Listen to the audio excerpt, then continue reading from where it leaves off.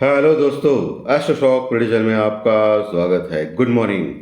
सुबह के लगभग 7 बजे है और मैं प्रस्तुत कर रहा हूँ प्री मार्केट रिपोर्ट। मार्केट शुरू होने के पहले कौन से संकेत है, न्यूज़ फ्लो क्या है, सभी के बारे में हम लोग डिस्कस करेंगे।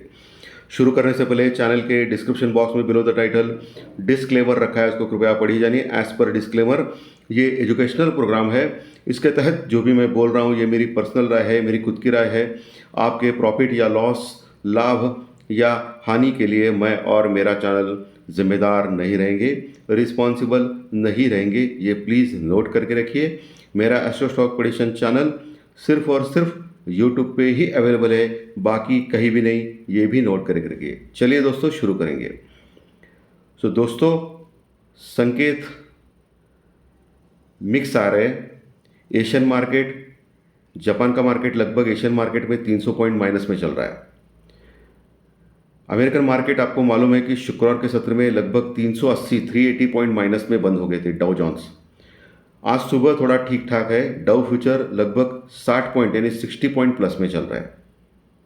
एशियन मार्केट अभी मैंने बोला कि फ्लैट टू माइनस है, निगेटिव है।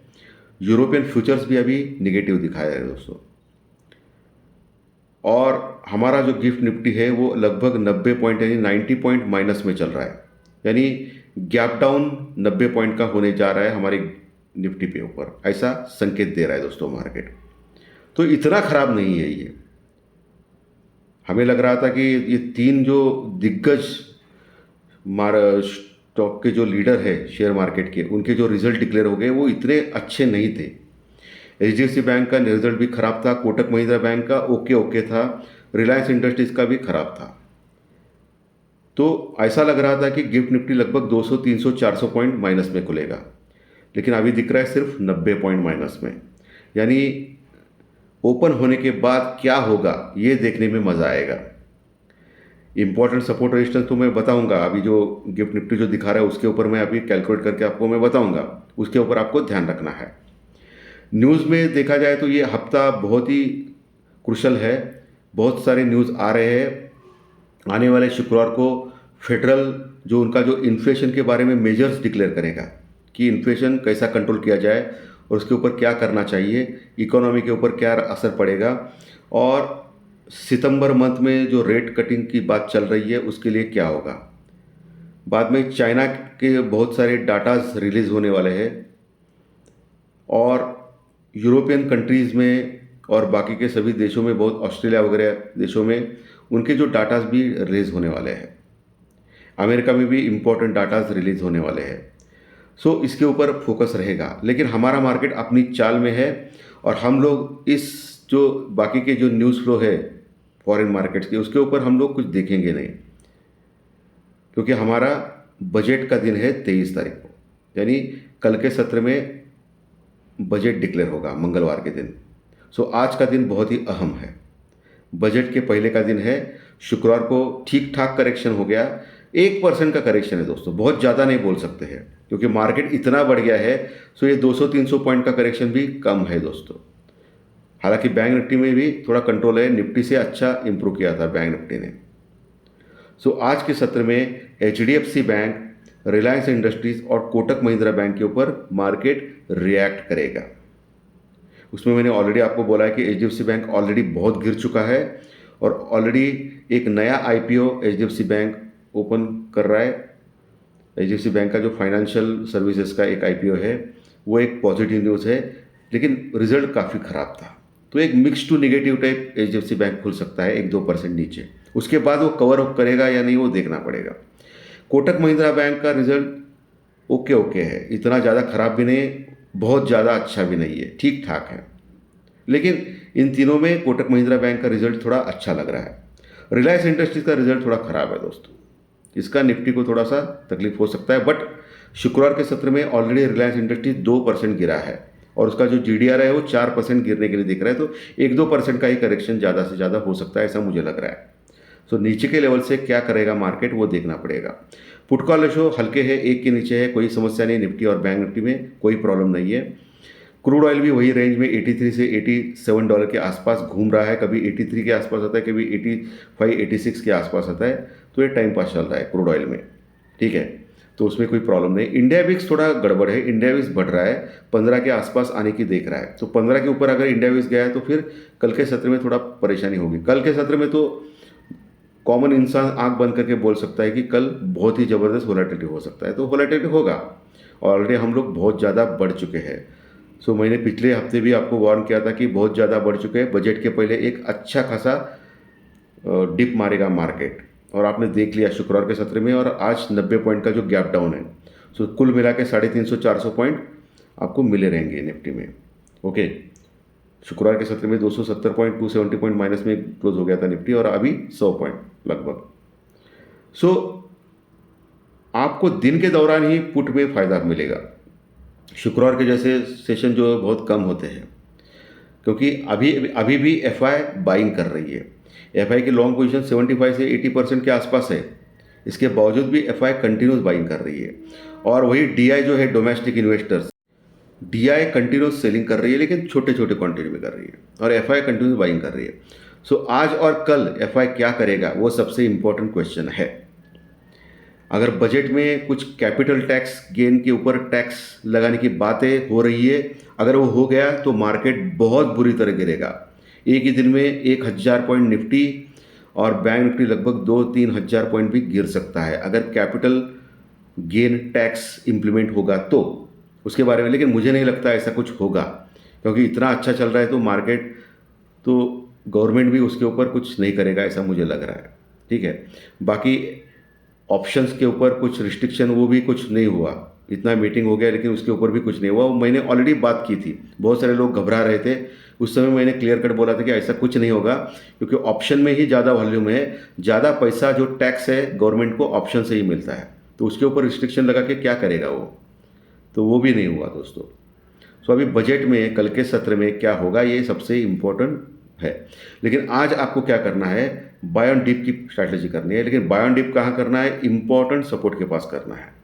इंपॉर्टेंट सपोर्ट है नहीं, बहुत नीचे। ठीक है, आ गया तो नीचे, अगर ऊपर गया तो फिर कोई कुछ नहीं कर सकता है, क्योंकि मार्केट का स्ट्रक्चर बाय ऑन डिप का है, पॉजिटिव है। क्योंकि इतने खराब रिजल्ट के बाद भी जो गिफ्ट निफ्टी जो इंडिकेट कर रहा है वो ज़्यादा कुछ नहीं कर रहा है, 80-90 पॉइंट माइनस में दिखा रहा है, और ये थोड़ा अचरज करने वाली बात है दोस्तों। चलिए अभी लेवल्स के ऊपर आते हैं, आपको क्या करना है। गिफ्ट निफ्टी 90 पॉइंट माइनस में दिखा रहा है, और निफ्टी जो क्लोज हो गया था शुक्रवार के सत्र में 24,530 के पास, 24,530 के पास। सो 90 पॉइंट यानी 100 पॉइंट पकड़िए तो 24,430-40 के पास ओपन हो जाएगा, 24,440 के आसपास ओपन हो जाएगा गिफ्ट निफ्टी, 440-450 भी बोल सकते। तो ऐसे में आपको एक ही लेवल में दे रहा हूँ, उसको आपको देखना है 24,380, 24,380 का लेवल आपको मार्क करके रखना है। उसके नीचे नहीं जाना चाहिए निफ्टी, उसके नीचे नहीं गया, वही कंसोलिडेट किया तो वहाँ बाइंग का चांस है, वहाँ आप बाय कर सकते हो 15 मिनट के बाद स्टॉप लॉस के साथ। लेकिन 24,380 को भी तोड़ दिया निफ्टी ने, तो अगला टारगेट 24,250 से लेके 320, 24,250 से लेके 320 का लेवल आएगा। 24,200 से लेके 250 का लेवल बहुत ही ज़बरदस्त सपोर्ट का काम करेगा निफ्टी में, अच्छी पुट राइटिंग है।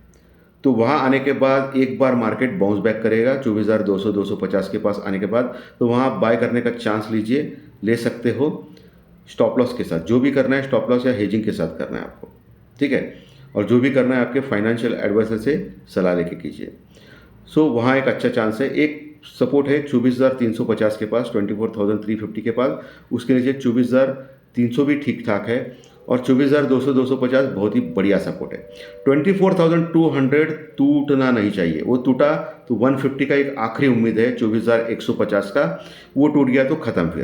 फिर निफ्टी 24,000 और 23,800 की तरह दौड़ेगा, जोर से दौड़ेगा। 23,800 24,000 आएगा, अगर 23,150 से लेकर 200 का लेवल तोड़ देता है तो ये आपको ध्यान में रखना है। आज के सत्र में होने के लिए कुछ भी हो सकता है, क्योंकि एफआई ने अगर अपना सेलिंग स्टार्ट किया तो बड़ी सेलिंग हो सकती है, ये ध्यान में रखना है आपको, ठीक है। क्लियर एकदम।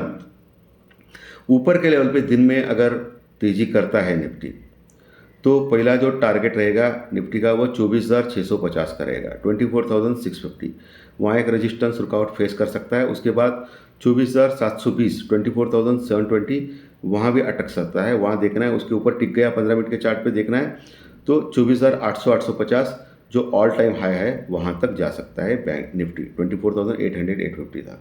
ओके, वहाँ फिर से अटक सकता है, वहाँ बड़ा रजिस्टेंस रुकावट है, वहाँ आने के बाद आप शॉर्ट कर सकते हो, पुट ले सकते हो स्टॉप लॉस के साथ।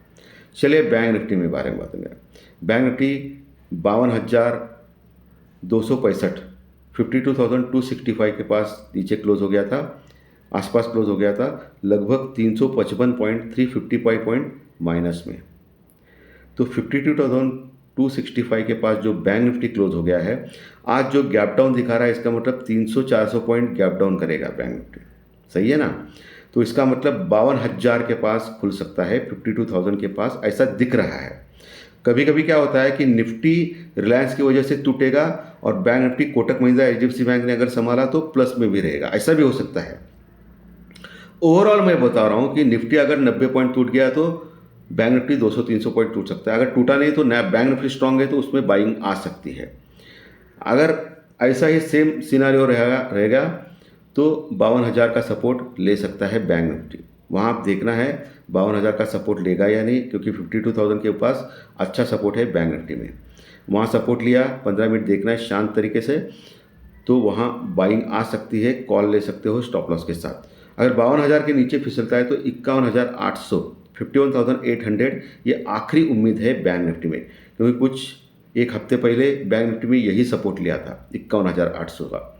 सो 51,800 आखिरी उम्मीद रहेगी।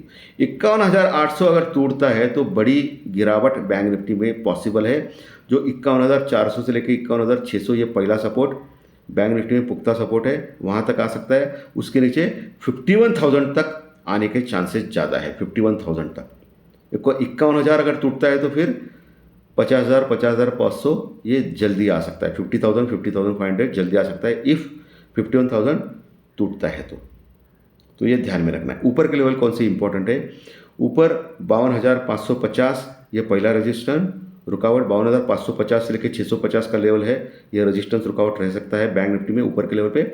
उसको तोड़ता है तो 52,800 850 तक जाने की क्षमता रखता है। उसके ऊपर 53,000 53,200 ये ऑल टाइम हाई के जो लेवल है वहाँ तक जाने की कोशिश करेगा। 53,000 53,200 300 तक वहाँ एक रजिस्टेंस है, तो वहाँ से फिर नीचे आने के चांसेस ज़्यादा है। तो वहाँ आप देखना है, ऊपर नहीं जा रहे तो वहाँ आप पुट ले सकते हो स्टॉप लॉस के साथ। तो ये निफ्टी बैंक निफ्टी के लेवल्स मैंने क्रिस्टल क्लियर आपको बता दिए हैं, एकदम साफ सुथरे इसमें बता दिए हैं। तो उसके ऊपर आपको ध्यान में रखना है, proper stop loss proper hedging से काम करना है, अपना कैपिटल का ख्याल रखना है।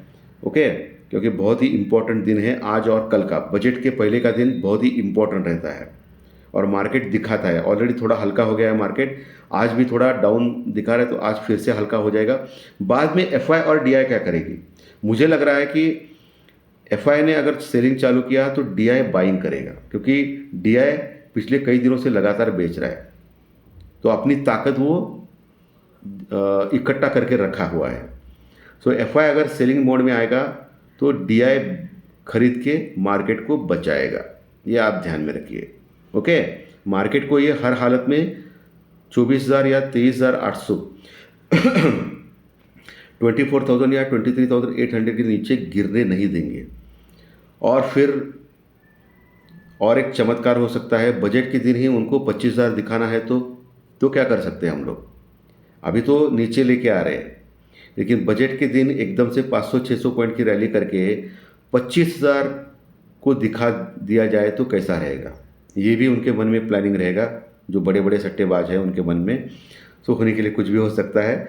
सो वन वे आप थिंक नहीं करना है, नीचे ही जाएगा मार्केट, ऐसा नहीं करना है। मार्केट कभी भी सरप्राइज करता है। मार्केट में भी सब लोग, बहुत सारे लोग क्या कर रहे हैं, मंदी में है, मार्केट गिरेगा गिरेगा बहुत सारा गिरेगा, तो ये लोग उल्टा काम करते हैं, तो ये ध्यान में रखना है।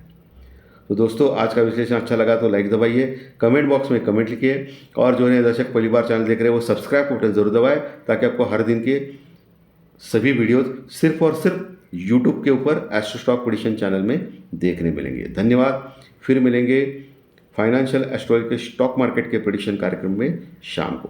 Thank you very much.